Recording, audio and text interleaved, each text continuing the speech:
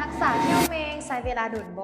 การรักษาเขี้ยวเมงใช้เวลาบ่ดุนเลยเด้อโดยทั่วไปมันจะขึ้นอยู่กับระดับของเขี้ยวเมงถ้าเขี้ยวเมงเล็กน้อยระดับที่1จะใช้การอัดแบบธรรมดาซึ่งจะใช้เวลาประมาณ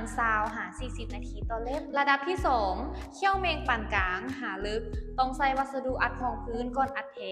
ซึ่งจะใช้เวลาประมาณ40-60 นาทีระดับที่3เขี้ยวเมงเลิกจนไกลเส้นประสาทอาจจะต้องไปนัดหลายเทื่อเพราะต้องอัดชั่วคราวและติดตามอาการก่อนจึงจะสามารถอัดเทได้ระดับที่4เป็นเมงเลิกฮอดเส้นประสาทระยะนี้เป็นระยะเวลาที่ต้องรักษาหากเขี้ยวใช้เวลา2-4 ครั้งครั้งละ